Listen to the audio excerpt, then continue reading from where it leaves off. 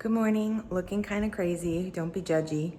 So I'm up the morning of my trip to Maine, where I'm gonna be hiking the 100-mile wilderness, and I thought I would show you what I decided to bring for food. So I'm gonna start with the top row. These are extra dried veggies. These are packets of coconut oil and packets of honey. This is a homemade hot chocolate that I put moringa powder in. This is a package of multivitamins, and these are hydration tablets and liquid IV. So that's kind of like the extra aisle. This up here is the dinner aisle. I might repackage these two and then the Mountain House meals. This is my very first time trying pre-packaged. I've always made my own. So I have 3 pre-packaged ones. I have 3 that I made myself, and then I have these 2 extras, either just in case I get hungry or we end up taking an extra day. Just to give you an idea, right now we're planning on hiking for 8 days. We may be faster, we may be a day slower, we don't know. So here I have this like dark chocolate Nutella-ish type thing. Is a different brand. I plan on having that for 2 meals. Then I have a packet of either chicken or tuna, plus either gluten-free Cheez-Its, which already look like crumbles, and gluten-free tortillas. I've said before I don't like gluten-free tortillas. Quite frankly, I don't like lunch on trail. I have not found stuff that I really enjoy eating, and I'd like to, really work on that. This is like the snack aisle. So it's kind of alternating between less healthy and more healthy. So these are gluten-free Oreos. This is a huge bag of dried berries, beef jerky. These actually are, I'm not bringing these for me, although I'm not gonna lie, I'll probably eat at least a couple. We're probably gonna see a lot of through hikers, and I wanna be able to give the ones that I see a Snickers as like a reward for being so close to the end. These are dried pears and apples, gummy bears, which is honestly my favorite on-trail snack, and these are gluten-free peanut butter filled pretzels. Very expensive for such a tiny serving, which is kind of annoying. And this row here is breakfast. Very boring. I have one cooked breakfast, which is actually an oatmeal that I make. I have made a video on that. I can link that in the description below. I don't generally like to cook for breakfast, so I have a combination of fig bars and then some Cliff nut butter bars. I really like the fig bars, so this is so far the food that I'm bringing. I'm gonna weigh it. I think it's gonna be terrible. Okay, so I just weighed it, and it was surprisingly less than it thought it should be, which I typically come in around 1.5 pounds a day for food, and this is pretty consistent with that. It was 12.4 pounds, which is a ton of weight to add, but the good news is as we hike and as I eat it, it gets lighter. That said, I think that's gonna put my total pack weight around 130 without water, so add water to that. Oof. That's just to start though. It will go down. Correction, 30 pounds, not 130 pounds. That would be like strapping me on my back and carrying that. That would be terrible. Okay, Houston, we have a little bit of a problem. I'm either gonna need to eat a lot of food on day 1, or maybe I can bring in a small extra dry sack, because that bad boy is full, plus that's what happens when you try and take 8 days, 9 days worth of food with you on one trip. That's pretty cool.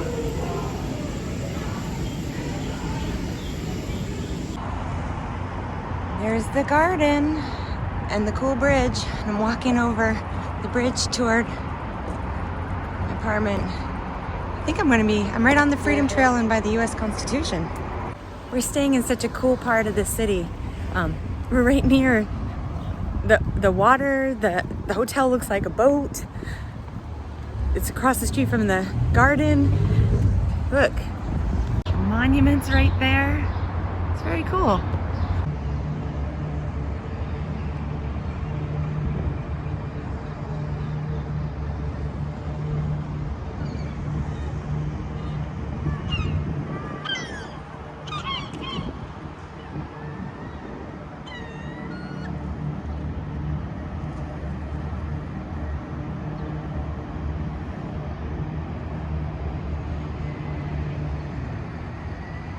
So here's the Bunker Hill Monument.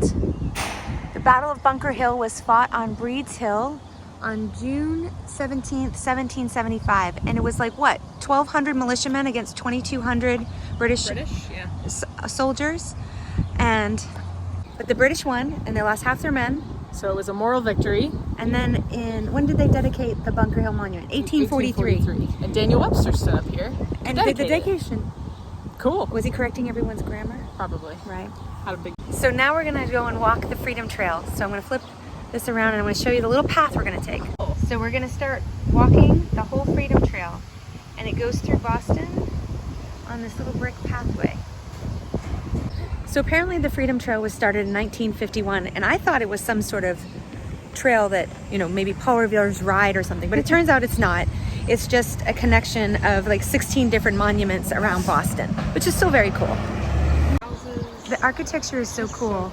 It's so old. I mean, some of these houses have plaques from what, 1805? 1806 we just saw. Yeah, we saw in 1806. We're gonna see, I'll let you know what the oldest one is we find. So this is the harbor where the British forces landed, and then they charged Bunker Hill. They have this nice Up here. I think not. This is the USS Constitution. With a crane in front of it. The USS Cason Young.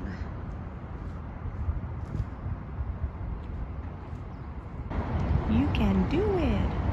Little Rosie the Riveter there. So that's cool. I just learned that this is kind of the birthplace of our naval forces. And that Old Ironsides, also known as the USS Constitution, was kind of the first ship. It was, let me see what it says here. It says it was involved in, it was one of the first 6 frigates launched in 1797 to defend American freedom, and it was victorious in the War of 1812. Named its nickname Old Ironsides during that war. Cool. It's interesting. I feel a lot of patriotism right now. All the houses here have flags, and Charleston is a very patriotic town. I was just telling Rebecca about this, and we stumbled upon it. It's the Spite House. It's the skinniest house. So these little spite houses were built to annoy neighbors. And this one at the narrowest inside is like 6.2 feet, the interior walls, and the exterior walls, the widest is 10.4 feet. So it's 4 floors high.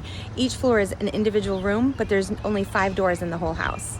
This is the Old North Church where Paul Revere put the lanterns to warn of the British coming. You cannot go to Boston without going to the iconic Mike's Pastries to get Rebecca a cannoli.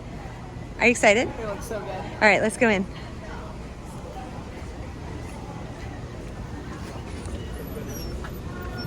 The coin change. Good job. There we are. Famous Mike's Pastries. They have gluten-free whoopie pies and black and whites. I can have a treat. She's got me 2 whoopie pie and what's it called? A black and white? And what did you recommend for Rebecca? Oh, she recommended a 14. I'm gonna get it changed. Oh, she changed. She's not taking your recommendation. I'm not. You lost me at one of the sweets. Yeah. Rebecca, where are we gonna have for lunch? Bananas And hard-boiled eggs. And what are we gonna have now? Yum. Much better. Yeah. All right. This is Rebecca's first time having a Mike's Pastries cannoli. This is iconic Boston crap.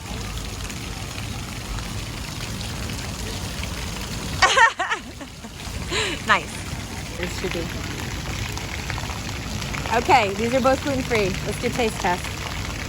Which one do you think's gonna We be better? have what is this one? I think she called it black and white. Wow, that is really sweet. Honestly, that's a bit much for me. And this is a whoopie pie? This is a whoopie pie. Whoa. I have higher hopes for the whoopie pie. They're not bad. That looks really exciting. But I can't take a whole bite of that.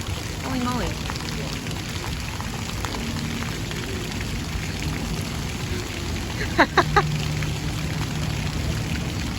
Gluten-free just isn't the same. Bummer. It's good. I'm gonna eat my cannoli. That's pretty powerful. Lutheran pastor. This is the Holocaust monument. So, if I understand correctly, those are all numbers etched in the glass, and they represent the numbers of the people. The Union Oyster House, I guess that's where the toothpick was invented. Bell in Hand claims to be the oldest bar. All of this Freedom Trail next to this Holocaust monument. Freedom isn't free, is it?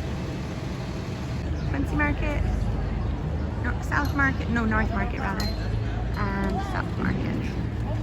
I have never seen Quincy Market this empty. It's really sad. A lot of these must have gone out of business. The first few were totally empty. So I'm completely jealous. It looks like gravy. It does look like gravy. Have you ever had clam chowder? No, I never have. You've never had it. Okay, so Rebecca's gonna try clam chowder. It's delicious, isn't it? Yeah. Huh. I like it. You had some chowder in Boston. Chowder in Boston. In Boston. Boston. So we're in front of the old State House, and this is the site of the Boston Massacre. And then here's the old State House. Okay, a little story about this place. This is one of the places I used to teach aerobics when I was in college. And this is the first place I ever had to do CPR. A woman coded in my class. She just fell over. I thought she was actually fainting. I ended up doing CPR on her. They defibrillated her like 6 times on site. She did not respond, and I thought that she had died. What ended up happening is 2 weeks later, she showed up in my class. I was like, what are you doing here? And they never told me that she didn't pass away. And she said, oh, I just needed a pacemaker. I'm fine. I can take class. And I said, do you have a doctor's note? And she said, yes. And so I went to my boss and I said, oh my gosh, if this woman dies in my class again, I quit. Eventually, Sam Adams, Old around South midnight, Meeting House. takes the pulpit and says, gentlemen, I'm afraid this meeting will go no more. This is Old City Hall. It's a really pretty building. This is the 4th rendition. This is the, Oh, he was born in Boston. is there a buddy old Benjamin Franklin? Declaration. Independence, July 4th, 1776. Got a really cool version of a originally printed copy of the Declaration of Independence here a few years ago, not at this exact location, but at Quincy Market. And it cost $17.76. Very clever. Not Benjamin Franklin, Josiah Franklin. It's his family. Benjamin Franklin's buried in Philadelphia. The current State House is getting a little facelift. In Commons. These trees are so big. If we wanted to, we could bring our cows here to graze and have a duel. Do you consent? I consent. Okay. So we're walking down Beacon Street. I can only venture a guess at how much it would cost to buy that brownstone. So if you look right over here, oh, my finger is blurring it. Can't see it. In that area, that purple pane of glass. So these panes of glass supposedly are priceless, and they're actually a defect, some sort of chemical, and I cannot remember what it was. I want to say it was like magnesium, but I really don't know. There's another one. Right over there. And supposedly they're priceless on these buildings. There's only a few of them on Beacon Street left. Now we're gonna chill in the public gardens.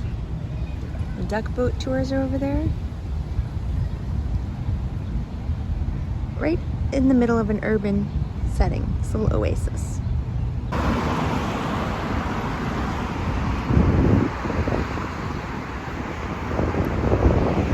for a bike ride on the Charles.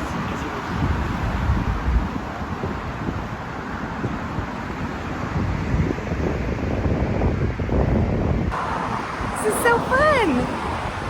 Going for a bike ride on the Charles River in Boston. These cool blue bikes. A little jog down memory lane. There's the Cask and Flagon, and then Lansdowne Street and Fenway Park with the Green Monster.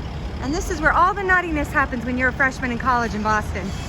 So for those of you who remember Boston back in the day, this was the abandoned old Sears building and this was like the sketchiest, scariest tea station. The only one that was scary was over there. And then my school, Simmons, is over there. Used to carry like a bazillion pounds of groceries from Star Market. This looks a lot nicer than it used to. So those were my dorms when I was a freshman in college. And I know that because that's the handicap floor. So my floor, when I went to school, it was like 21 girls, 1 shower. I think we had 2 or 3 toilets and 2 or 3 sinks. 1 shower, 21 girls. It was ridiculous. Oh, my little alma mater.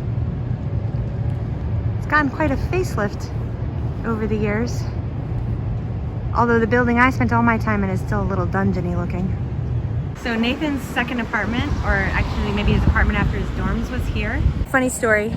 So those wooden patios that you just saw, or what do you call those, decks? They had a party where it fell off. Another time they were trying to raise or lower a bar with a rope, and it kind of sawed through the wood and almost ripped off Carl's hand, I think this story goes. And then there's all kinds of fun stories of that apartment. Old stomping grounds from college.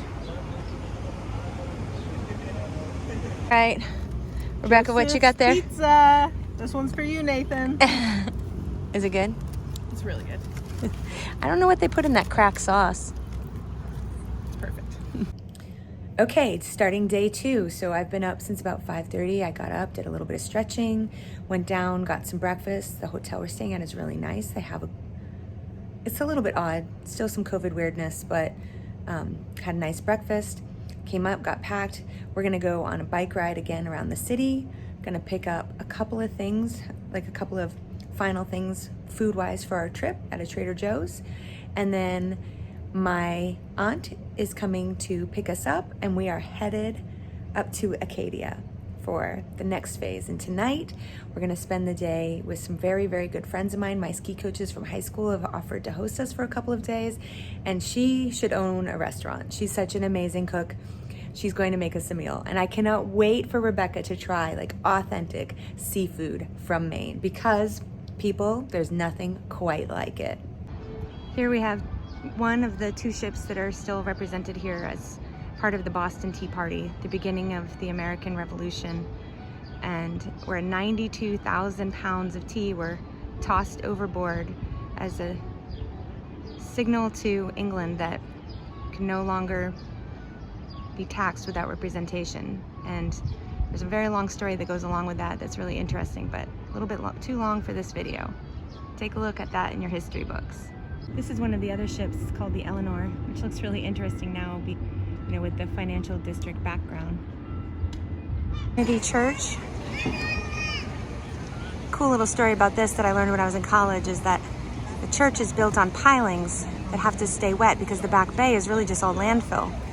And I guess many years ago, someone's job was to be in a rowboat underneath it to check the pilings to make sure they stayed wet so they didn't rot.